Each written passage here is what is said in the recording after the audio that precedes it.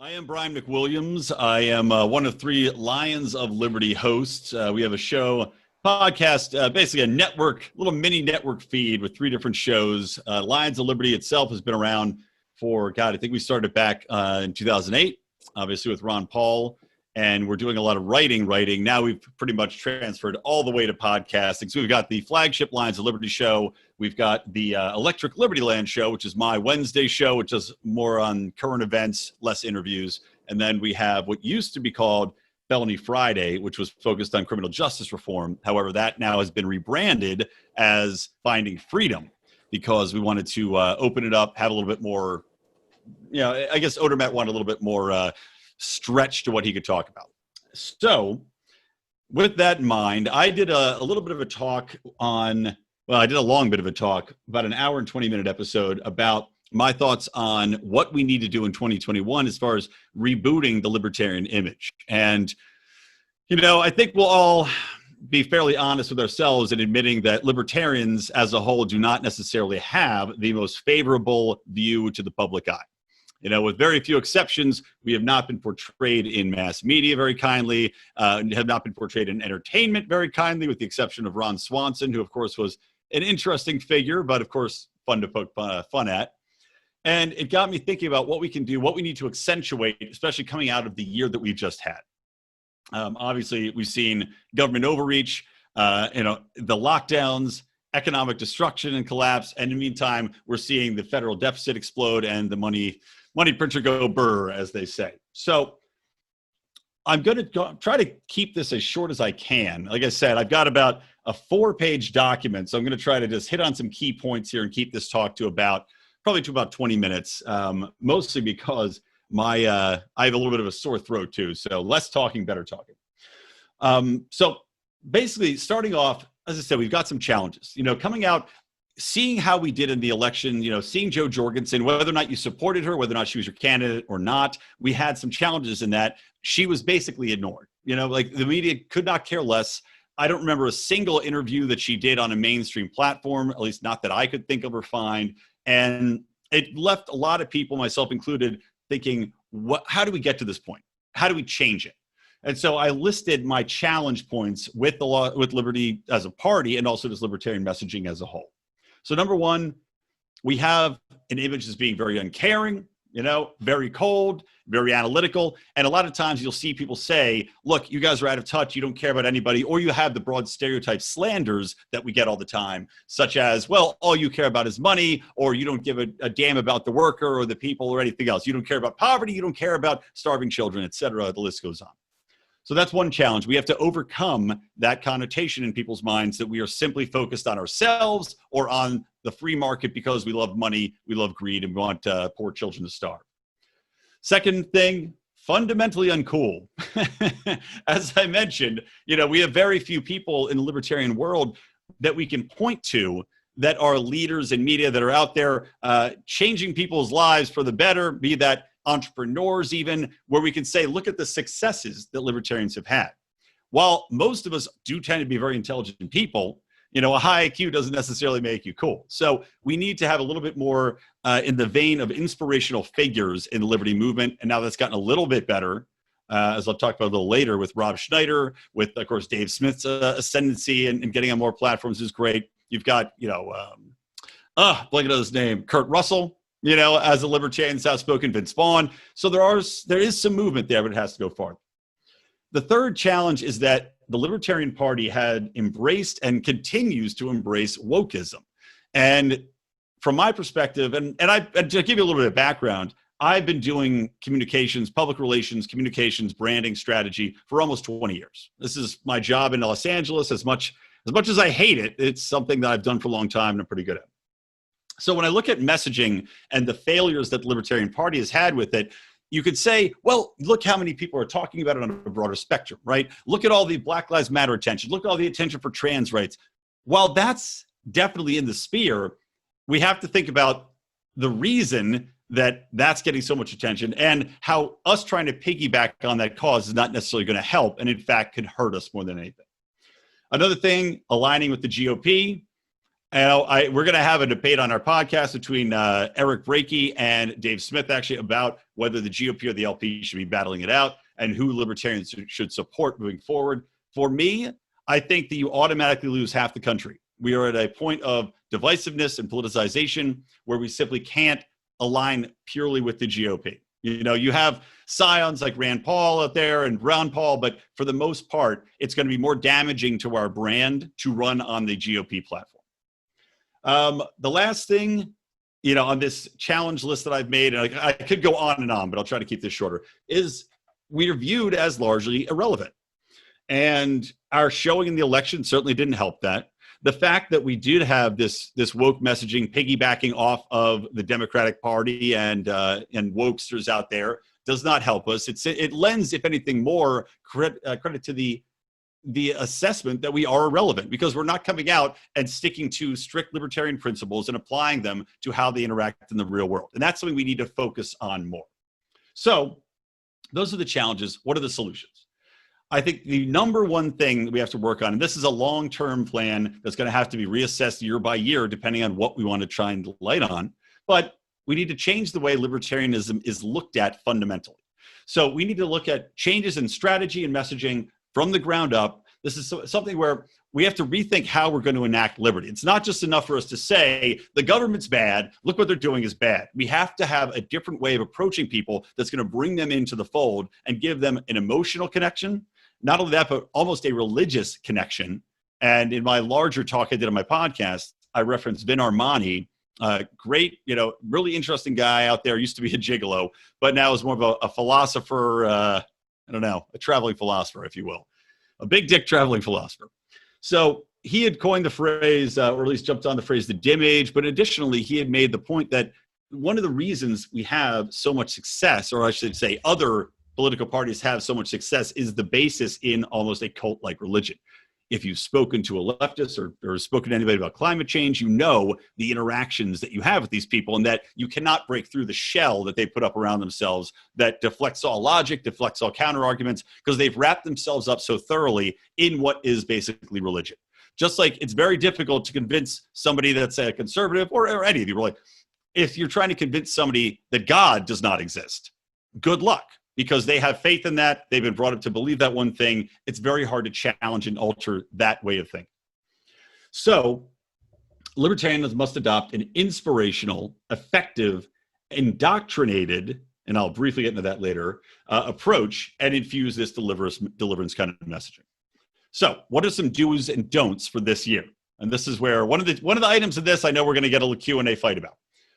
So messaging do's and don'ts. So these are things that I think this year can be either boons for recruitment or for media attention, but in a broader sense, they're just items that we have to try to really accentuate certain things over others because of their approachability factor to the general public.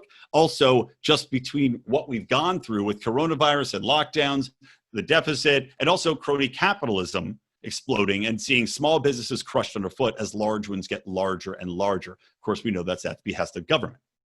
So, number one, you know, the LP, and they took kind of a trying to have it all and getting nothing approach, right? If you were consistently watching their messaging as it rolled out during the campaign and as it continues on the Twitter feed, they are largely piggybacking off of other movements. They're kowtowing to the woke left or sometimes to the right even. But the problem with this is it's not unique messaging. People can simply look at what's going on in the messaging coming out.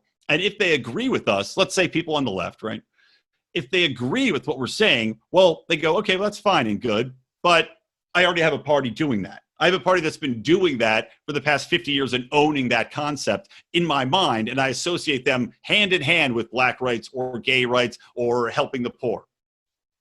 So we have to have a message that cuts through that. So with that in mind, here's basically what I think messaging do's and don'ts have to be.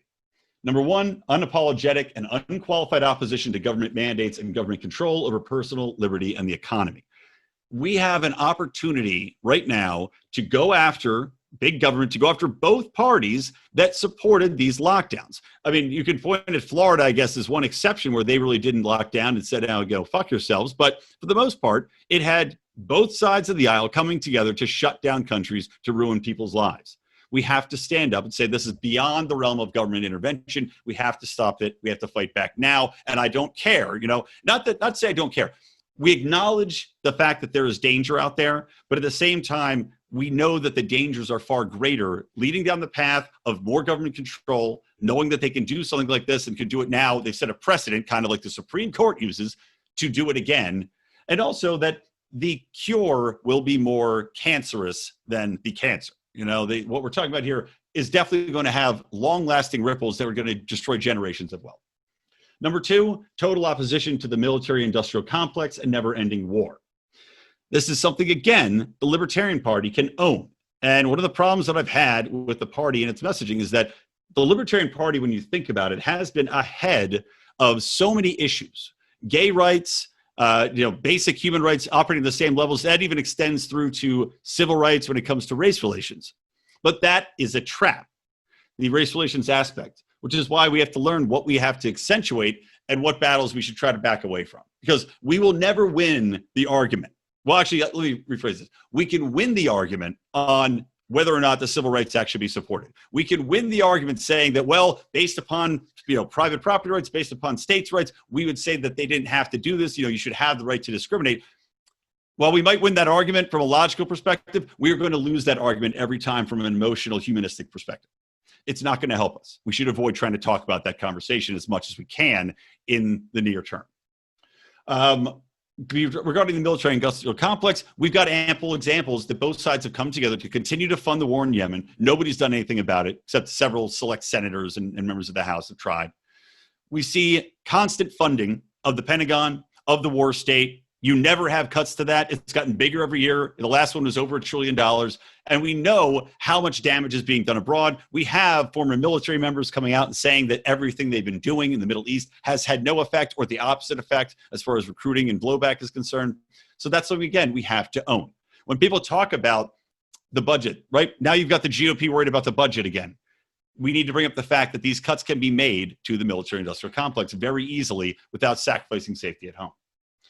Number 3, and this is one that I think is primed for the era we're living in, government bailouts and crony capitalism.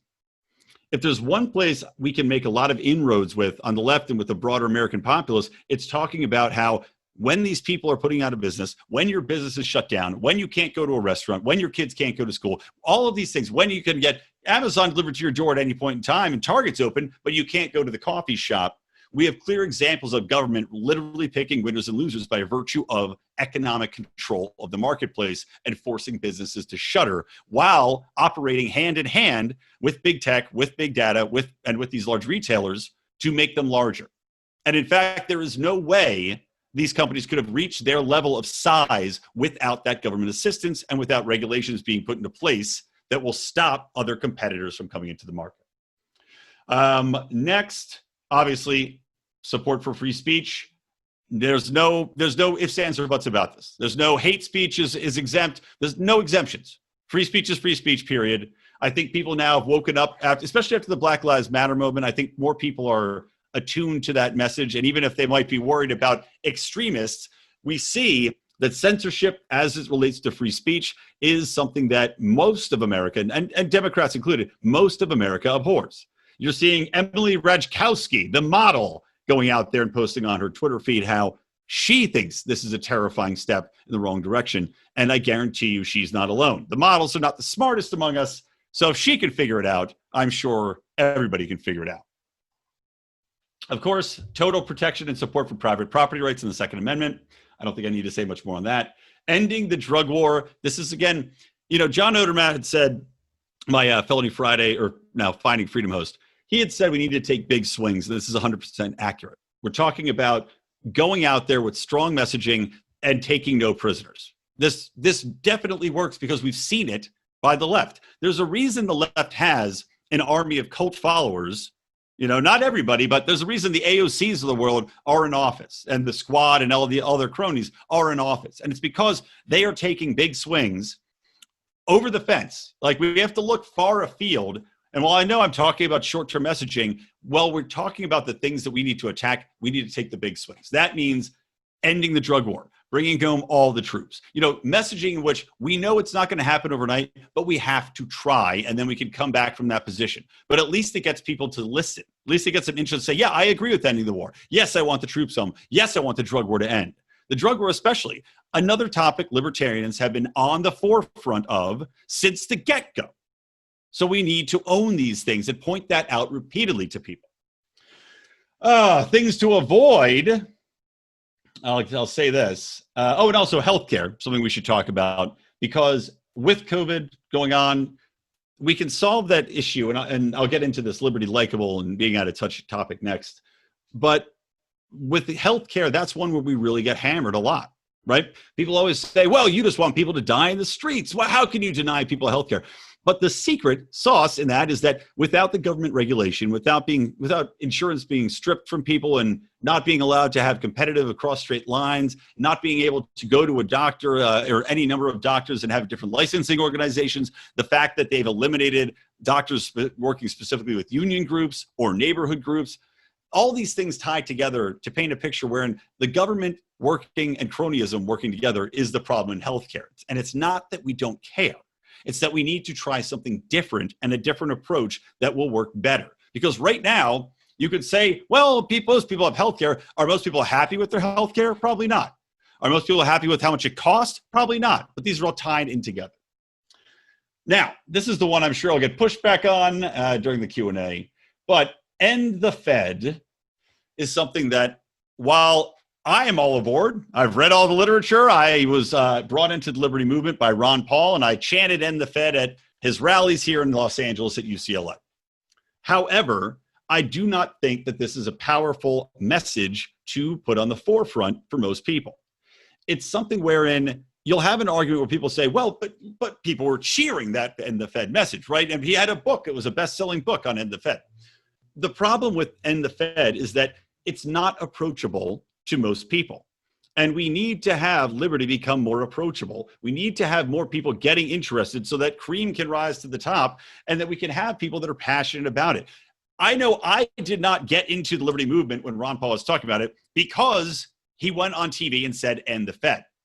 I didn't know what the fuck the Fed was. Well, I knew vaguely. I didn't know all it did until I started reading his books. But the point is, end the Fed didn't get me. What got me was his anti-war message. Was that moment where he's going head to head with Rudy Giuliani and he's calling him out and telling him about blowback and how the war state is atrocious. That is what is going to get most people in. And while the Fed is the root of all evil, because God knows we wouldn't be able to have a war state without federal funding, being able to split those dollars as many times as we want, without being able to adjust interest rates and tax people on those, everything else under the sun, and also, of course, placating people with payouts. While that is the root of all evil, the problem is trying to explain that to somebody, right? Trying to have that conversation in a bar, in a restaurant, to a casual friend. You will see the glossy eyes as they glaze over and they get bored with you and they stop listening, period. We have to have topics which are humanistic and which people can relate to bring them in. And then once that door is open, then they can go down the door. They can learn all about the Fed and then they'll get converted. And then we have a nice, stable supporter of liberty who's not likely to flip-flop back and forth like so many people did with the Ron Paul era who went to Trump. And again, just one more point on the end of the Fed thing, because a lot of people say, like my buddy Jody, that, end the Fed. How do you argue with that, though? How do you argue with the crowds yelling it? How do you argue with the success? Where are those people now? They're not here anymore.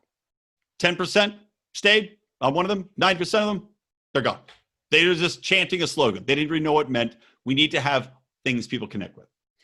Okay, moving down, make liberty likable. Let's see how much time. I'm going to try to do this. I'm going to try to wrap this up in 10 minutes.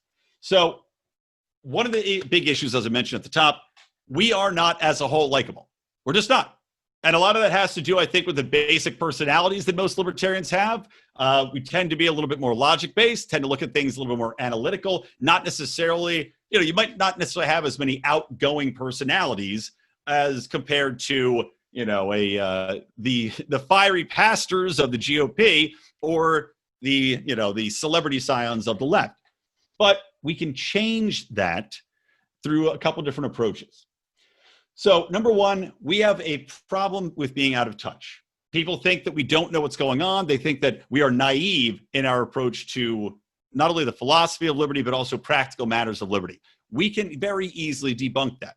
As I mentioned earlier, when I was going through, we have to own the topics which we've been right on, and we have to remind people of this over and over and over again. Not in a bad way, not like, every time you walk by your neighbor's house, you yell a factoid at them, but it's something where when it comes up in conversation, or if it's roughly around it, grab a news article, talk about it on your social media feed, remind people, oh, that's right, great. We see that, whatever, I'm sure Biden will do something for gay rights, whatever it might be.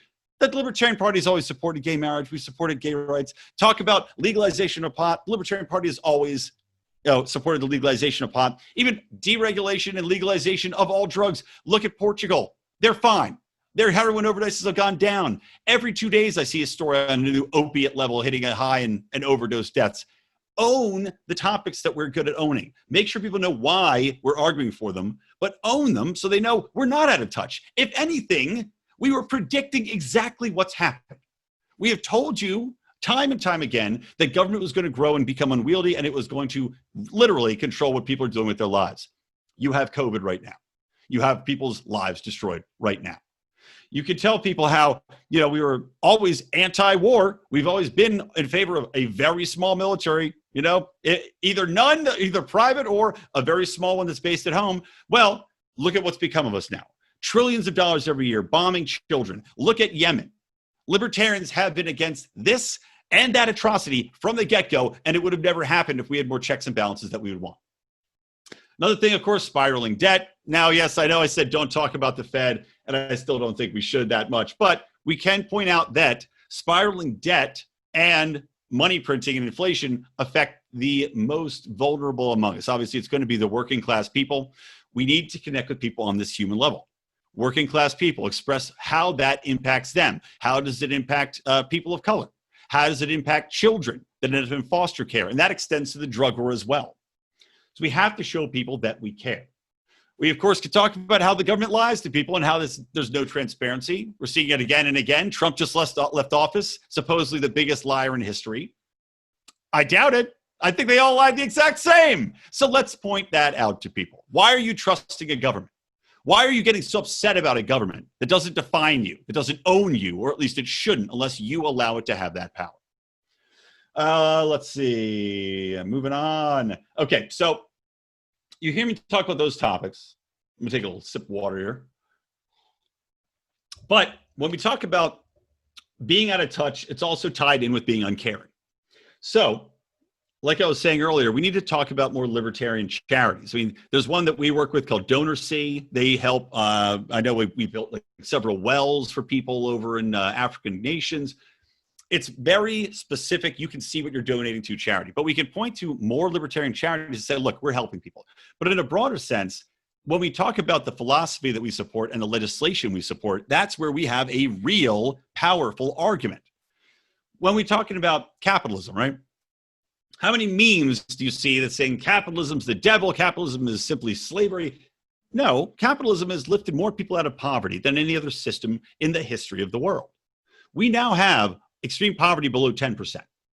This happened over the past about 30 years when more states and nations became industrialized, China, of course, leading the way, in India.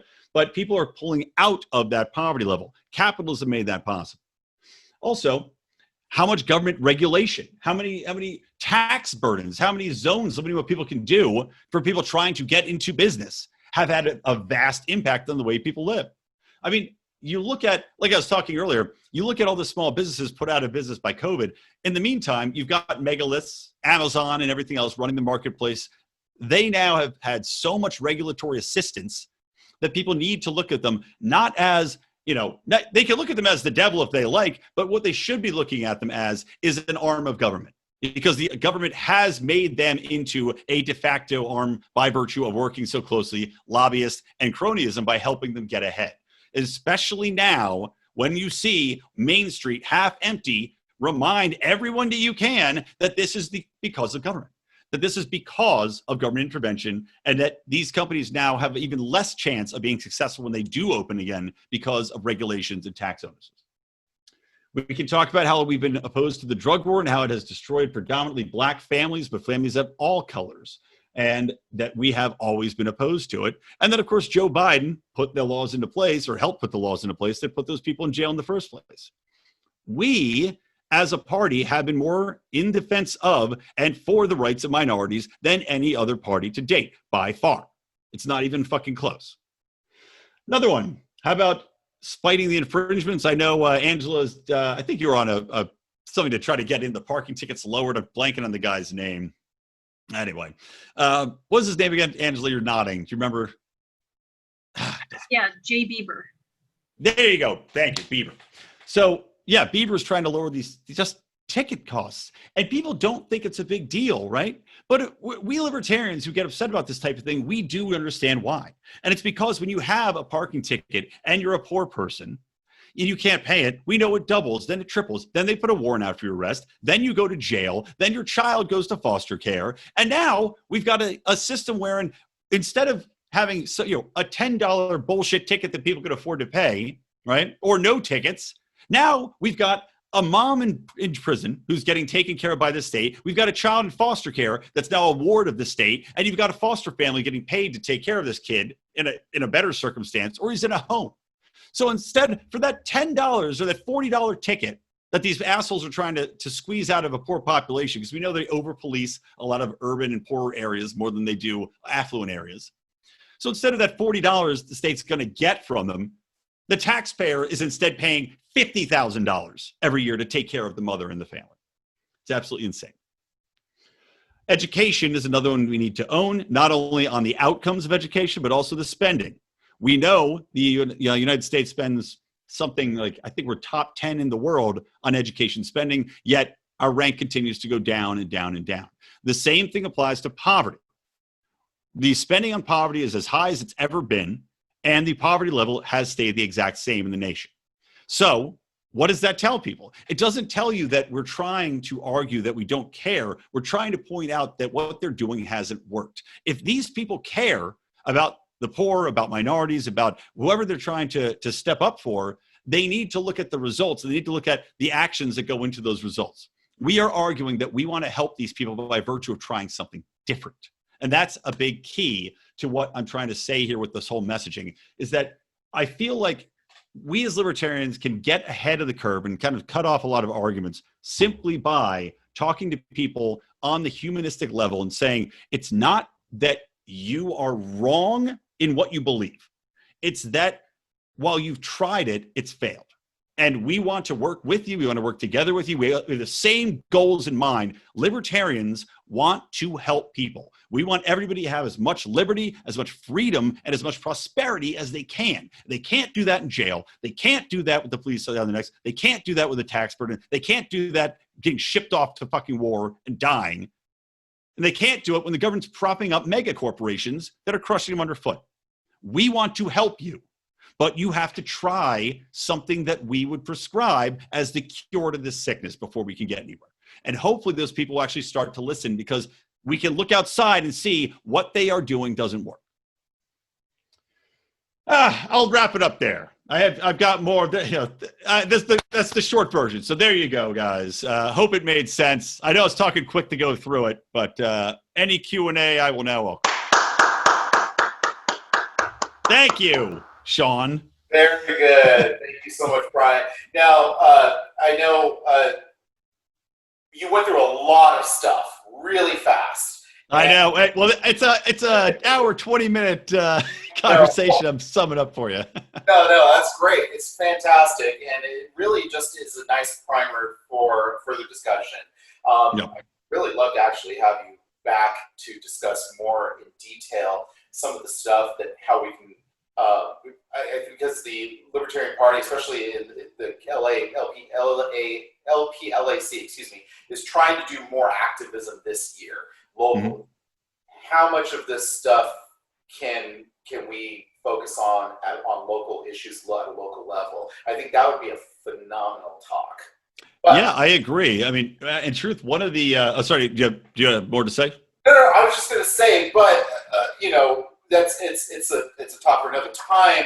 We can definitely talk about questions that people have right now about everything that you just unloaded on, because that's a lot. Yeah.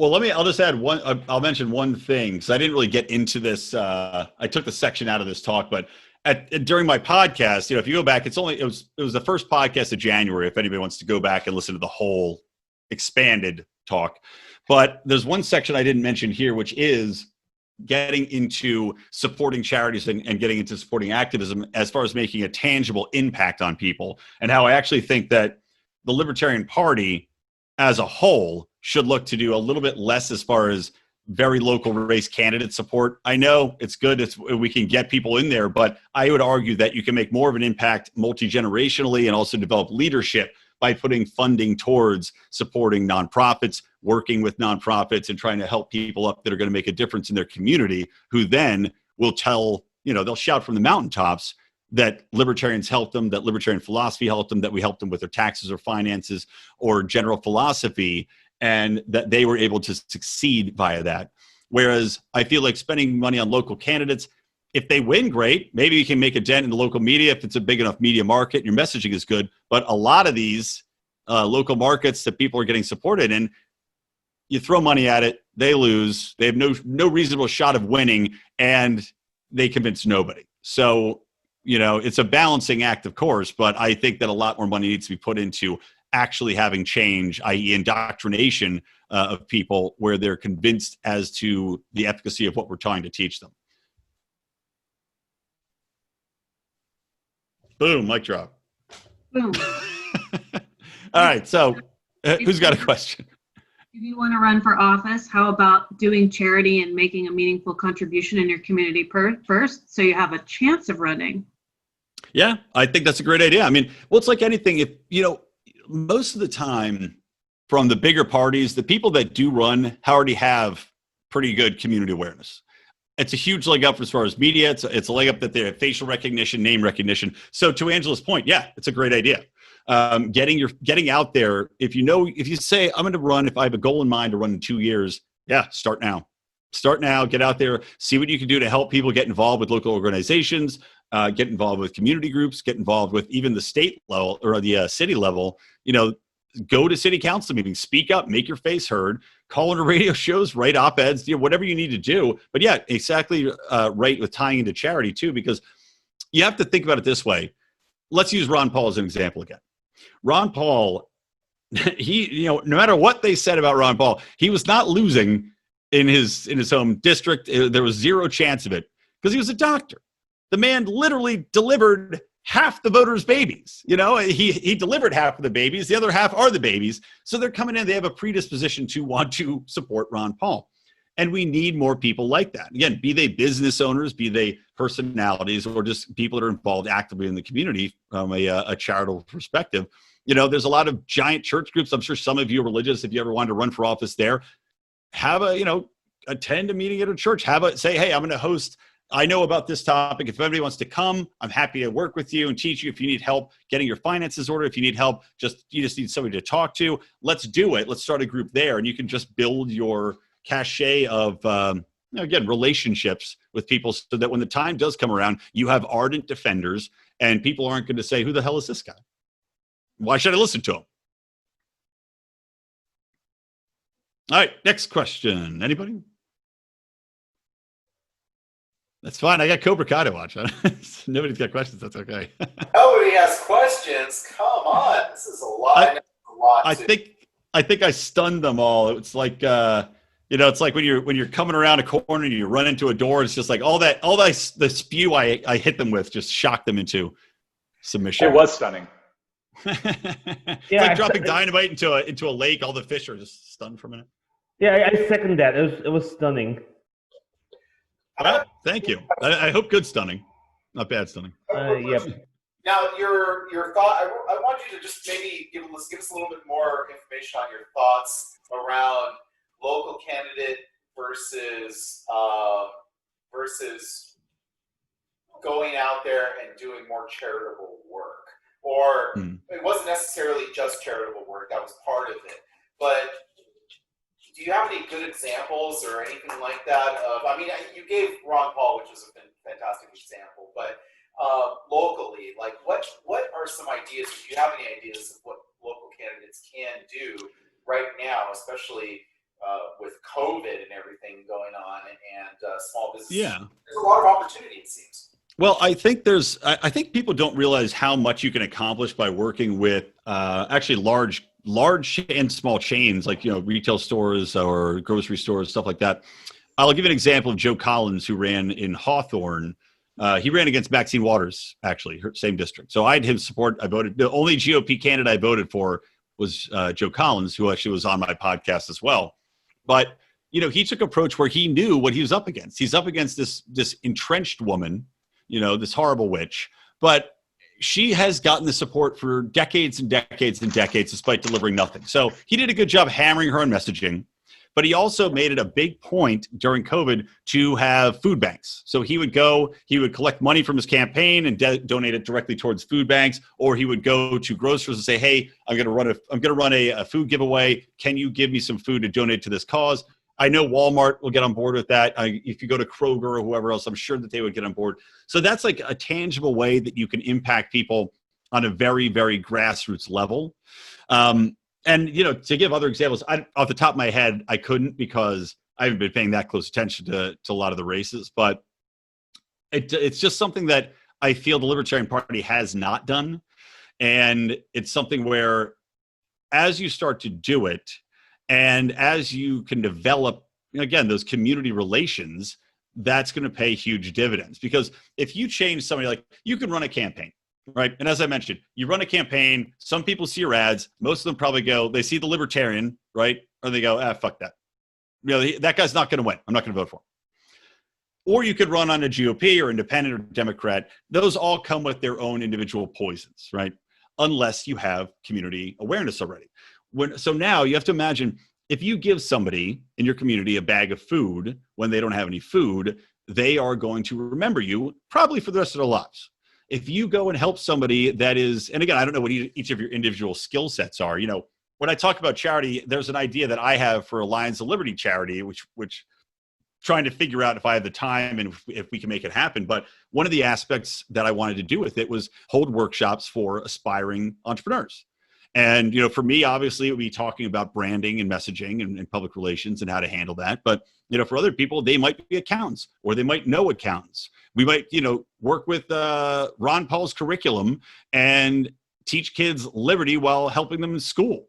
There's a lot of different ways you can reach people. Just the point being, if you can get in there and have that connection with people, if you can change that person, their family is going to be impacted, their friends will be impacted, and it's just going to have a lot more lasting impact than running, a few ads on TV, because we don't have the money to compete with larger party. I mean, that's just a fact. So you have to find more creative ways to do it.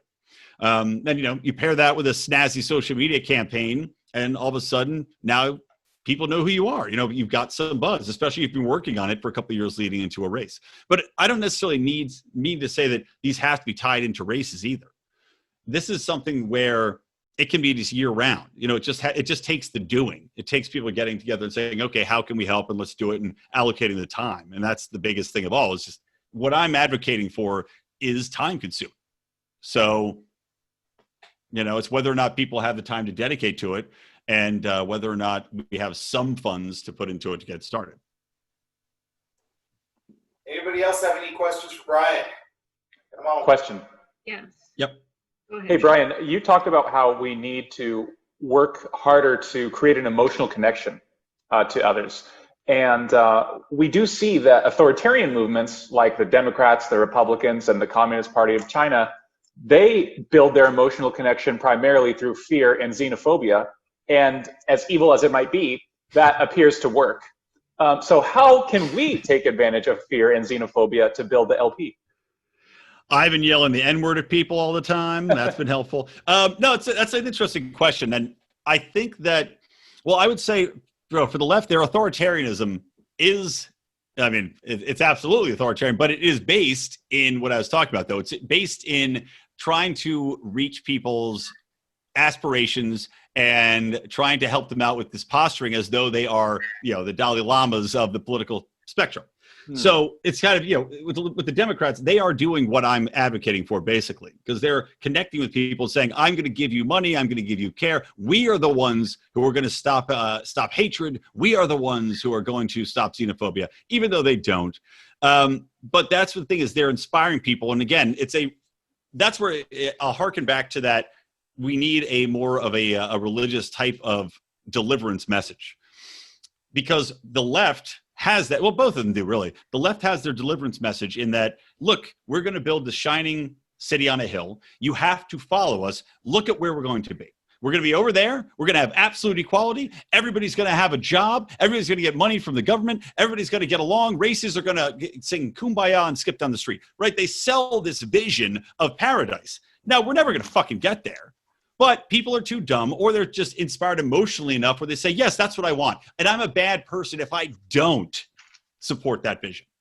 So we need to have a vision similar to that, where we tell people, look, we want to get to a place where we're peaceful, respectful. You know, you're not dead. Your children aren't going to go off and be sent to war, where you can start a business where your family will thrive. You can afford a house. We can promise these things. We don't, but we can, and we should, because if we had libertarian philosophy applied into government, we could actually get solid progress back towards getting people on track and reestablishing the natural order, wherein if you work hard, you can get a job, you can make money, you can have your house, you can have your happiness, and no one's going to take that away from you for bullshit reasons, and no one's going to draft you and send you off to war. So getting back to emotional connections, though, that is something where when we're talking about those goals, right? This is why I brought up poverty and education. They're selling everybody has to go to college, but they don't necessarily have to go to college. They're just getting into more debt. They're selling, everybody's going to get out of poverty and have a beautiful apartment or a house in the sky. We have to be able to make that same connection, wherein we can say, as mentioned, look, what we can promise you is that you're going to have every opportunity to do it. What we're going to promise you is that the people that are in poverty right now are being hurt more than they're being helped. We want to help them. And by virtue of that, we want to help them to help themselves. We want to get them off of welfare, which is a gilded cage. We've seen the results. We want to get the police out of their communities and let them live. We want to end the drug war so they can go free and not have to worry about being thrown into jail and destroying their families. We want a world where all families stay together, where they can live in a house, where they can be left alone and be able to protect themselves and their rights. You know, we have to sell a vision. And I'm not saying that's the perfect vision, it takes some cobbling, but selling that vision is how we're going to emotionally connect to people. And while authoritarianism and xenophobia maybe you could argue that was a message from Donald Trump, I would argue that, well, yes, it was xenophobic. I would argue that the vision he was selling was not that of hatred. The vision he was selling was that of, look, people are trying to come take your shit. I'm going to protect it so you can have your family and your house and your job. Security, basically. So we need to convince people that we are offering them security without the onus of government, without the massive scales that are weighing us down, pulling us off to war, without having to worry about people coming in and declaring us enemies of the state because we dared post something on Facebook and marching us off. So did I answer your question? I think I did. Yes, and I couldn't agree more. But these days, I'm thinking if we have to go with something that's less positive, because maybe it's simply an unfortunate psychological fact that people respond more to negativity. And so then we have to treat government officials as the devil who need to be hauled into the street. I'm agreeing. And we need to lean into fear of socialism, something like that. Well, I think the GOP is leaning into fear of socialism forever, that it's basically fallen on deaf ears to anybody that's favorable to it. So I would say, two parts. Number one, I completely agree. Fighting back against government, take big swings, fight back against government. Our message should not be diluted in those respects. We need to push back against government. We need to tell people that they are the devil, in fact. Excuse me. So, but at the same time, the negative message that's been going out, I think people are very sick of it. I think everybody's looking for more positive messaging at this point. It's like the counterpoint or going contrary, in public relations, swimming against the stream oftentimes will have more of a response than just lumping on, which is why I had such a big problem with the Libertarian Party's messaging during the presidential campaign. Because all they were doing was swimming with the stream of public thought. They were jumping on and piggybacking on with all these bullshit causes that are just flash in the pan, are going to be gone tomorrow, rather than counter messaging and making a better point. We can, like I said before, we can win every argument. The question is how to win it, because we can win the argument and have people go, well, I don't really care, you're an asshole, and walk away. It's how to win it. And I think pitching that positive message that, look, you know, we need our MLK. That was, you know, our MLK was Ron Paul. And, you know, it was a good fight. He got a lot of people over here, but we need 50 more libertarian MLKs that have a dream and can get people to rise up and support them, that are likable enough, that are personable enough, that their messaging is sound enough where people are going to rally around it. Because the wishy-washy shit that the Libertarian Party is putting out now, where they're flopping back and forth between GOP talking points and Democratic talking points, and they're wishy-washy on the very basics. I mean, Christ, they didn't even come out against the lockdowns ever. I mean, I think they were forced into it in a Twitter conversation half-heartedly. If there's one thing we can't stand up for, it's people's businesses being shut down and people being forced to lock in their houses. So we need those types of people, and we need to, again, I think, accentuate the positive. We want to help. We are a party of the people. We are the only party, in fact, of the people, because the others are run by oligarchs on both sides that support the status quo, the growth of government, corporate cronyism, etc. In the meantime, the Libertarian Party, and this is something I believe that we should formally brand, we are the party of entrepreneurship. We are the party of individuality and for every man, woman, and child. That's it. Ooh. All right, friggin' brilliant. Well, right. I would say closing thoughts and let people know where they can find you and reach out to you and follow you. All right. I again, closing thoughts is just, like I said, take it. The key takeaway from this is try something different. I think that phrase is going to open a lot of doors for you. Less combative when we're talking to people and that aren't, when we're talking to the normies, less combative and more try something different, because people are open to change if they feel it's moving in the right direction. And, only a fool would say that they would never try something different, especially when we see fails upon fails upon fails. Where you can find me, Lions of Liberty Podcast. You can follow us at Lions of Liberty on Twitter, on Parler if it ever comes back. We have a MeWe page now because we are confident at any moment we could get pulled off Facebook. Follow me at Brian McWilliams on Twitter. And, of course, you can subscribe to the podcast anywhere you can get it. And we've got our website, lionsofliberty.com, where you can get merch like this. That's beautiful. Taxation is Death shirt. Ooh. More potent than taxation is theft. And the reasoning behind it is because you can say taxation is theft to somebody and they can argue with you. If you tell them taxation is death, they can't, because your tax dollars are literally paying to bomb children in Yemen as we speak. And kill George Floyd. Yes, exactly. That's genius, right, by the it. way. That's genius. It's awesome. Yeah. Well, I mean, it's all part of the messaging, man. We have to find ways to cut through and to reach people in different manner than we've been doing, because what we've been doing before doesn't work. It just doesn't work. All right, I'm going to make my adieu. Thank you for having me. Appreciate it, Angela. Good to see you. Ryan, thanks so much. Sean. Sean Hernandez, you were going to tell us maybe a little something about your new project. I'd love to hear more about that. Yes. I'm going to tell you about two projects. Okay. I want to tell you about the meetup group Bastiat Society of Los Angeles. It is very similar to this wonderful group. We are sponsored by AIER, the American Institute for Economic Research. And we have monthly speakers, a lot of professors and think tank folks. I haven't had a branding convo, but I'll probably try to get Brian at this point because he was awesome. Next week on Wednesday, the Bastiat Society, it's named after Friedrich Bastiat, who's a super cool economist, wrote The Law, which is like probably the best economic journalism book ever. Next week, we're having Richard Hannian, and he's going to talk about China and the problem that they pose to the international order with their communism. Oh, and Richard has this amazing meme that I'm going to send out to the people who register. It's like a meme saying that libertarians should become neoliberals. And it made me laugh so hard, even though I felt like it was a personal attack. And then the second project, I want to invite people to follow on Twitter at Bot Mises, because I have resurrected Ludwig von Mises using machine learning and can create sentences similar to his insights that are completely original. Some of them make sense, some of them do not. But can you tell the difference? Sometimes I cannot. So it's Botmesis on Twitter. Nice. I can't wait to see that. When is that going to be done? I'm going to launch the website in maybe a month.